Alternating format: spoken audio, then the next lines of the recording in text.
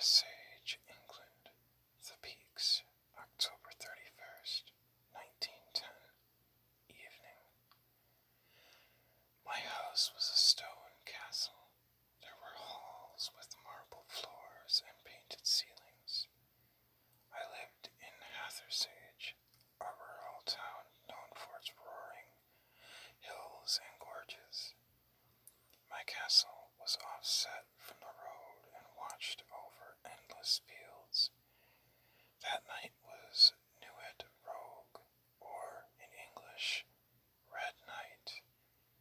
Once a year, vampires would come from around the globe and occupy my home for 1 month.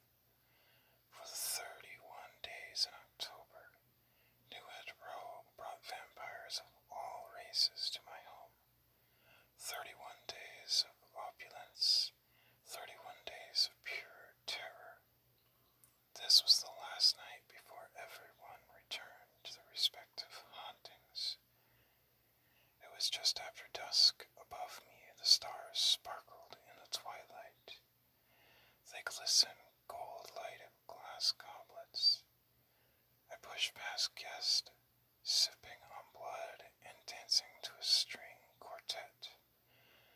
Road followed me out from the back of the castle and onto the stone terrace. Men and women dressed in top hats, corsets, and the finest silks from China laughed and crowded Road's way. At the back of the house, a set of stone steps led down into the gardens. 2 white candles stood tall on either end of the steps, their wax dripping tiny archipelagos onto the stone. The yard spread out wide and then down, out into the sweeping countryside. I was wearing an evergreen silk gown adorned with golden pipping and matching corset beneath. "Liana," Road called, but I was darting through the crowd. I was walking so fast that for a moment I thought I would spill out over my corset. "Liana, stop," Road called again. It was just after dusk. I ran the length of the gardens, down the sloping hill into the starred-out fields. I led Road down the hill, out of sight of the vampires in the castle. I stood at the foot of the fields that spread out for countless miles into the distance. Back then, I looked different. My skin was pale white, no shadows under my eyes or wrinkles under my skin, just white, clear skin, as if my pores had been buffed away. At the crest of the hill, Road looked down at me. He was dressed in an evening suit with a top hat and black silk lapels. He held a cane in his hand. When he stepped down the sides of the steep hill, there was a wispy grass that stretched for hundreds of miles bowed under his feet. I turned to look at the fields. "You have not said a word to me all evening," Road said. "You have been completely silent, and now you run out here. Care to share with me what the hell is going on? You don't understand. If I uttered a word, I would not be able to conceal my intentions. Vicken is unnaturally gifted. He could read my lips from 5 miles away. Vicken was my last creation, that is, the last man I made into a vampire. At 50, he was also the youngest vampire of my coven, though he didn't look a day older than 19. Dare I think that this might be a moment of clarity, Road asked, that perhaps you realize Vicken and your band of ingrates are more dangerous than you anticipated. I said nothing. Instead, I watched the wind trace patterns over the grass. "Do you know why I left you? My fear.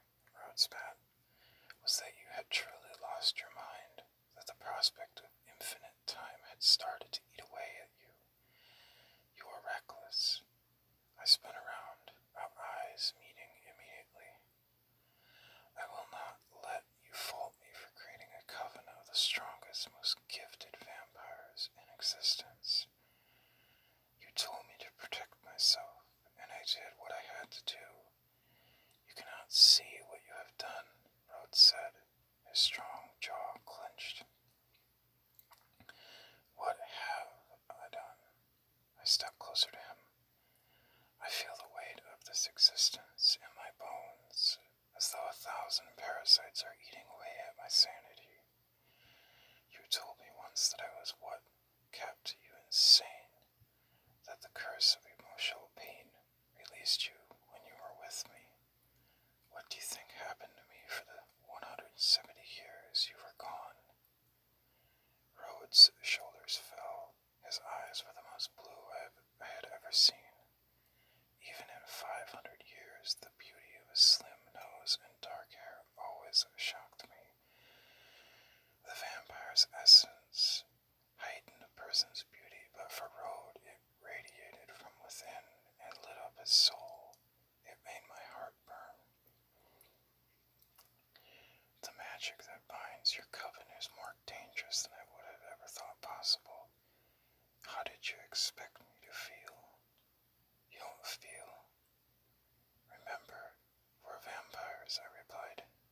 He gripped my arm so hard I was sure he would break a bone. I would have been frightened had I not loved him more than I could articulate. Rhodes and I were soulmates, linked in a love bound by passion, the lust for blood, death, and the unfaltering understanding of eternity. Were we lovers? Sometimes, certain centuries more than others. Were we best friends? Always. We were bound. You left me for 170 years, I said through gritted teeth. Rhodes had only returned from his break. For me, the week prior, we had been inseparable since his return. Do you not know why I brought you down here? I asked. I can tell no one else the real truth. Rhodes dropped his arm, and I turned to face him directly. I have nothing left. No more sympathies, I whispered, though there was an edge of hysteria in my voice. I could see my reflection in Rhodes' eyes. His dilated pupils overwhelmed the blue, but I stared into the blackness.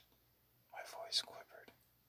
Now that I know you have the ritual, Rhodes, I cannot think of anything else. That my humanity, that it might be a possibility. You have no idea how dangerous this ritual is. I don't care. I want to feel the sand beneath my toes. I want to wake up to the sunlight pouring through my window. I want to smell the air.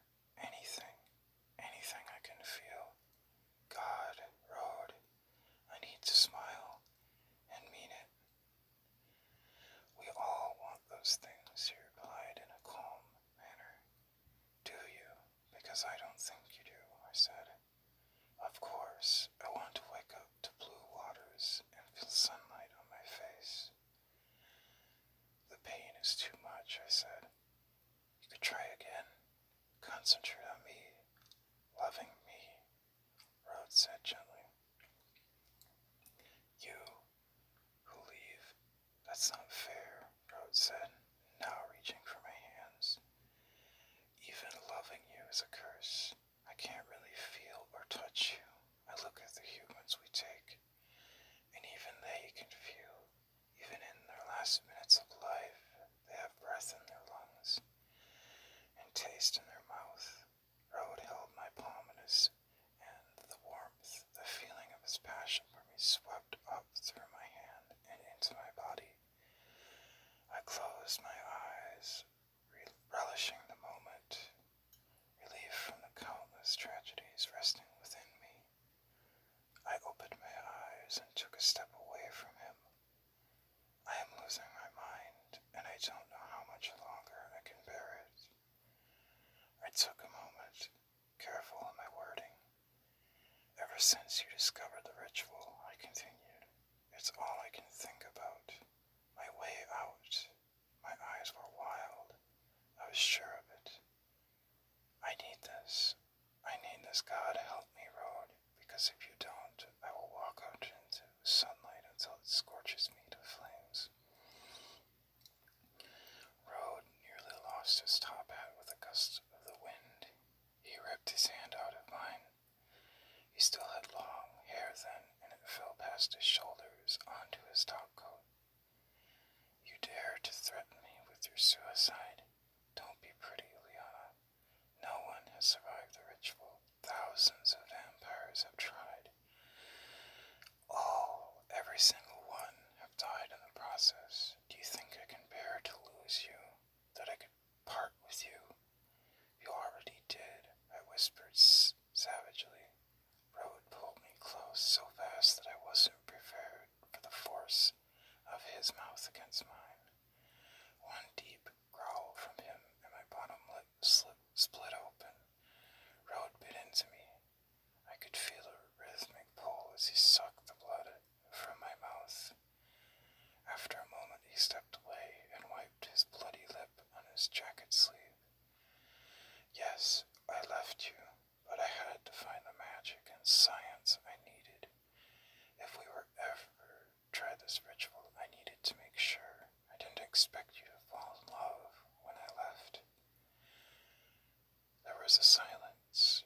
Rod knew as well as I that I believed he was never coming back. I do not love Vicken as I love you, I said, every word so it was clear and calculated. After a moment I added, I want out.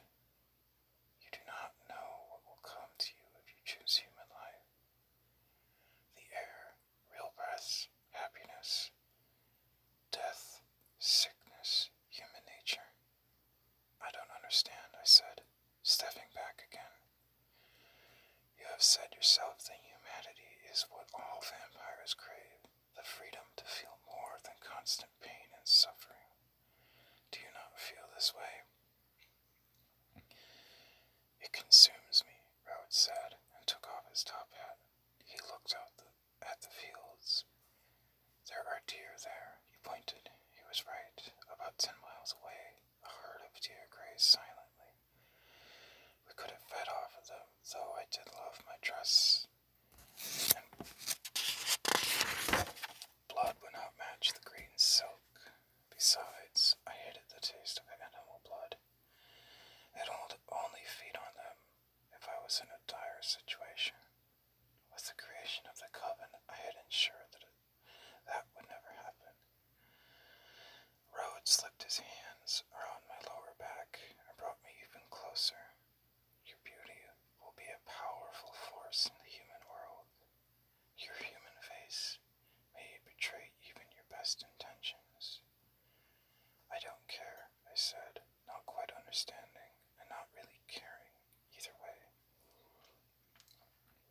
Rode reached out and ran his index finger down the thin slope of my nose. He then gently rubbed his thumb over my lips. His furrowed brow and piercing stare. I couldn't have looked away even if I had tried. When I took you from your father's orchards in the 15th century, I saw your future laid out before me, Rode confessed. Swashbuckling vampire linked to my side for all eternity. There was a pause. Somewhere behind us music from the party echoed down the fields. I saw my own dreams. Then give me what I want. Rhodes' mouth was a thin line. He furrowed his brows and looked out at the deer. They galloped deeper into the grassy hills. I could tell from his still mouth and dark expression that he was formulating a plan. 100 years, he whispered, but still looked out at the deer. My eyes widened. Starting tonight, you will hibernate for 100 years. Harold turned back to look at me and pointed up the hill. I knew he was gesturing toward a cemetery. It was to the right of the terrace and protected by a wrought iron gate topped by spiked points. Hibernation only occurred when a vampire rested in the ground. The vampire sleeps and deprives herself of blood. There are a series of spells so the vampire remains in a meditative state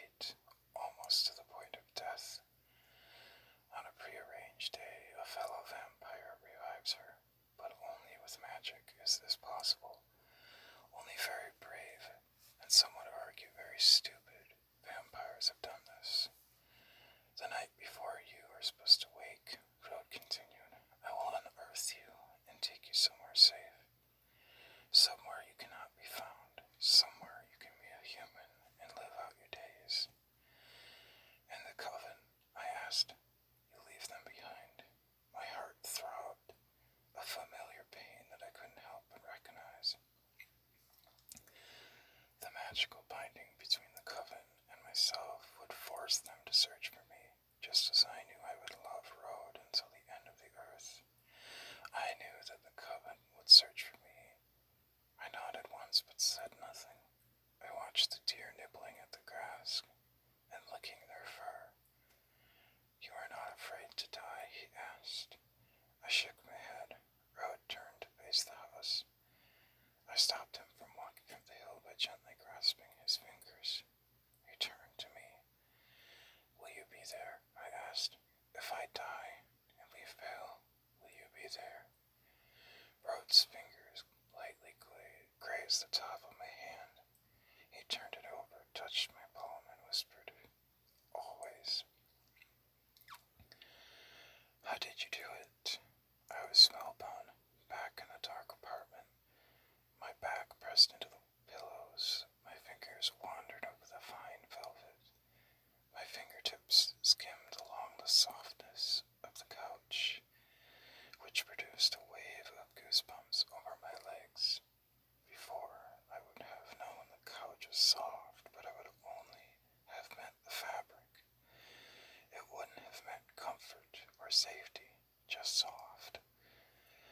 That night, the last night of Nuit Rogue, you went to bed. Rode started. After killing one of the maids, I admitted, remembering the young, blonde girl I caught off guard in the attic. Rode continued with a slight smile. I told Vicken that you had decided on your hibernation, that you would sleep for 100 years, and that I was to wake you on that year's Nuit Rogue. Why did we decide on 100 years? I never asked you, I said. Simply, time. Vicken would be distracted enough that I could take you from your hibernating plot in the cemetery. All I had to do was wait for a night when he wasn't watching your tombstone. When that night came, not long ago, I took you away. So it's been 100 years, I asked, eager to place myself within space and time, since I was last above ground. Just shy. It's September. I sparred you a month or so, and you performed the ritual 2 days ago. 2 days, Rode confirmed. What about the coven? Do they have any idea I'm gone? I don't think so.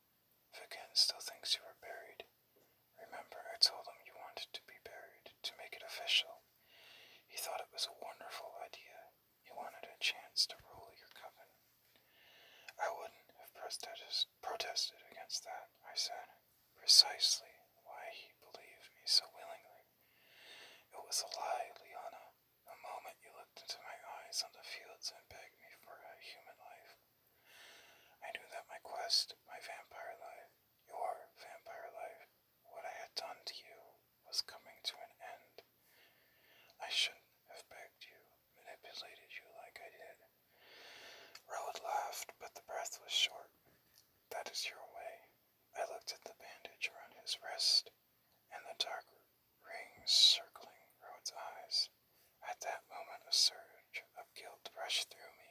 In my human state, I couldn't imagine bribing Rode or threatening him with suicide. It had been so easy for me before. Easy because the emotional pain that clouded the vampire life prevented rational thought. Please tell me about the ritual, I asked again. Rode unwrapped the white bandage, roll by roll, until his wrist was bare. There, on the inside of the wrist, were teeth marks, my teeth marks, 2 small indents on the inside of Rode's wrist. The one on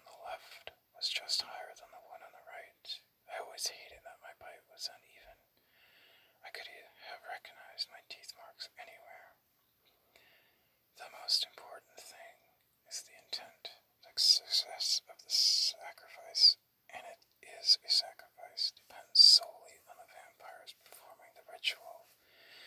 As I said, it takes 2 days. Rhodes stood up. He paced. Whatever he was telling me is something difficult. Sometimes in the 16th century, I'd asked him why. He'd said it was so you wouldn't have to look at me in the eye. The intent is where most vampires fail, Rhodes continued. You have to want the other vampire to live. You, in return, have to want to die. It is the most unselfish act you've ever committed. As you know, such selfishness is nearly impossible for the natural state of a vampire. Who told you this? I asked. When I left you for those years, I went to France. I searched for Celine, I said, though I was suddenly finding it very hard to breathe. Rhodes had met Celine in person. Yes, he was coming out of a 50-year hibernation. When I described you and then told you of my plan, he comforted me with a compliment. He said that I might be the only vampire with soul enough to succeed. I raised my eyebrows in surprise. It must have been quite a special moment in Rhodes' life. I wish I had been there to see Rhodes' reaction when Celine said something so significant. I imagine Celine, he was an East Indian man, or at least he had been some time ago. When, I have no idea. He is the oldest vampire alive. Nothing in the grand scheme of life would or could ever rattle his soul. Celine is not hindered by death, nor does he want to return to human life. All he wants is to live long enough so he may see the end of the world. There are a few more rules, Rhodes explained. The vampire performing the ritual must be 500 years old. Celine mentioned something about the chemistry of a vampire. Of that age, it is a crucial ingredient, but most of all he kept saying, the intent, Rhodes, it's the intent, the will and the desire to give up your life in order that another may live. Vampires are selfish, Liana, inherently so. I had to find the will within myself. You sacrificed yourself, I whispered. Was unable to look up from the floor. Rhodes remained silent. He was waiting for me to look at him. I hated him for it. Finally, our eyes met. The ritual required that I gave you all of my blood. After 2 days, you woke up more or less and bit into me. I had to allow you to finish it. Well, almost all of it, but the most important thing was the intent, the chemistry of my blood, and my love for you. I never would have agreed to those conditions. Much to my surprise, Rhodes' stoic facial expression turned into a smile, a toothy, happy smile. Precisely why I did it when you were weakened and hibernating. I stood up. Now it was my turn to pace. So where is Vicken? I asked, trying to think like a vampire, trying to place all the pieces together. I had been asleep for 100 years. He remains at your house in Hathersage with the rest of the coven. I believe he is awaiting your return. Have you seen him since my hibernation? He is too young for me to converse with as often as we would like. His energy tires me, yet when I stayed with him, he was respectful. He's a fighter, excellent swordsman. I can see why you loved him. My cheeks warmed, which surprised me. Then I realized I was feeling shame. I snuck a peek at Rhodes' fingers holding the arm of the lounger. They were pruned and wrinkled as though all the liquid inside him had been sucked away. I do not blame you for loving another, Rhodes said. You believe Vicken loves me as I love you. Rhodes shook his head. Vicken loves your outward appearance and desire for thick, congealed blood. I love your soul. As a mate to my long search on this earth, you were the most vicious vampire I have ever known. I love you for that. I couldn't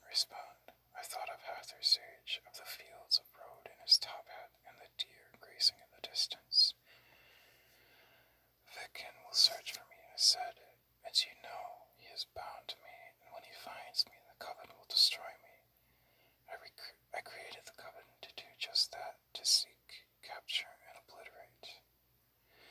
That is exactly the reason why I chose this place. Yes, where are we? I looked about the apartment. This is your new school. You intend for me to go to school? My head reared in his direction. It is crucial, you understand. Even in his weakened state, Rhodes stood up and towered over me. He glared at me with such a passionate fierceness that I should have been frightened.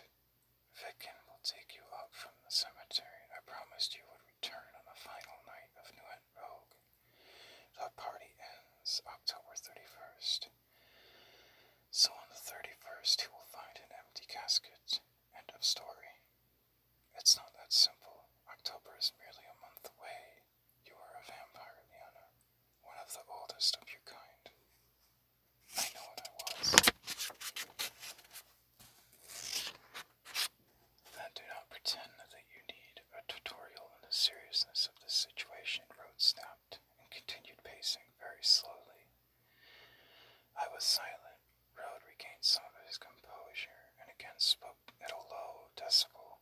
When Vicken digs up the grave and discovers an empty casket, he will search the earth for you. As you said yourself, the magic that binds the coven has made it so. You made it so. He will exhaust himself, so will all of the coven until they find you and bring you home. I did not foresee myself in this situation. Yes, well, luckily for now, the magic that protects you allows a few luxuries. Your vampire sight and your extrasensory perception. So I did keep it then, I said, and stood up.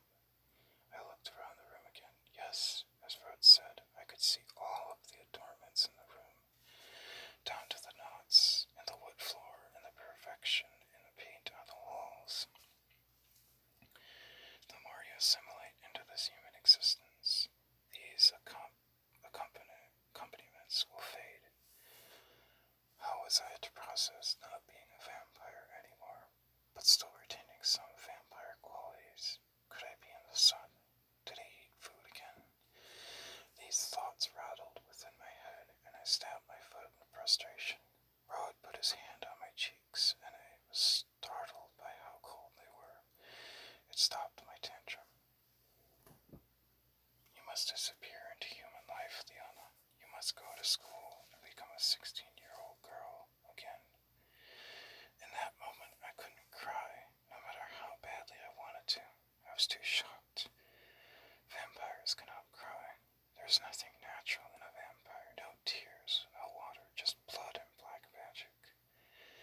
Instead, the tears which would spill over the cheeks of a normal person and a vampire are utter and acidic pain that scorches the tear ducts. I wanted to run or turn inside out, anything to curb the feelings that made my stomach burn. I balled my eyes into a fist and tried to fill the anxiety with a breath, but it caught in my throat. My gaze fell onto a photo resting on top of a bureau. It looked tattered and old, though the last time I had seen the photo, I was posting for it in 1910, the last night of Nuit Rogue. In the photo, Rhodes and I stood hip to hip, arms around each other's waists on the back terrace of my home. Rhodes was dressed in his black suit and top hat, me in my gown, my long brown hair tied and styled with a long braid that fell over my left breast. We were more than human. We were frighteningly beautiful. How can I do that? I turned away from the photo to look at Rhodes. Hide? Oh, I think you will find it easier than you expect. You know, you have never been 16 before. I snatched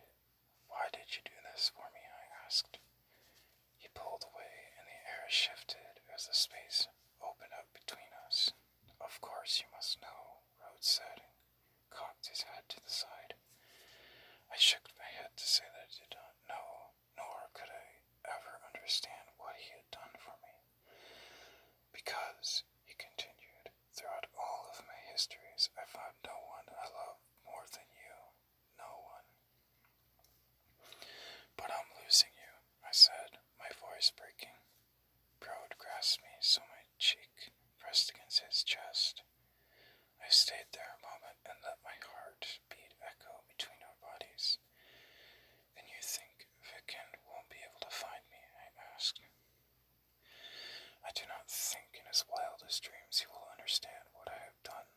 It will take the entire Coven's efforts just to follow us this far, and I believe I have done my best to conceal our whereabouts. Also, why would he ever suspect you could be a human? I stepped away and looked back at the photo portrait of Road and me. When will you die? I asked, turning away from the photo, and sat back on the couch. I brought my knees to my chest and linked my arms around my shins. The morning. We sat there together, and I stared into Road's eyes for as long as possible. He told me of the changes in society. Cars, television, sciences, wars that neither of us, even in our vampire minds, could understand. He said that practical things were of the utmost importance to humans, that I would now be capable of getting sick. He had placed me in the finest boarding school in New England. A doctor, he informed me, was only a few buildings away. He begged that I complete school and grow up, as he had prevented me from doing. We talked and talked, and without knowing it, I fell asleep. The last thing I remember was his eyes looking into mine.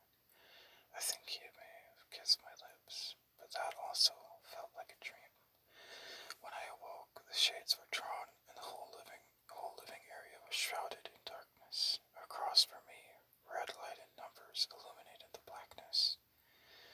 A digital clock said that the time was 8 in the morning. I was on the couch, and Road wasn't in the red lounger across from me. I shot up. My muscles were stiff, so I stumbled and held onto the arm of the chair. Road, I called out, but I already knew. No, I whispered, as spun in a circle. There were only 4 rooms, a bedroom, a bathroom, a living room, and a kitchen. Off the living room area was a porch. The curtains were closed, yet the way the wind drifted inward made them billow. The door was open behind them. I pushed them aside and stepped out onto the wooden patio. I put my hand over my eyes as a visor. My eyes adjusted immediately as I scanned the porch, hopefully for only a moment. Road was gone from my life, from my existence.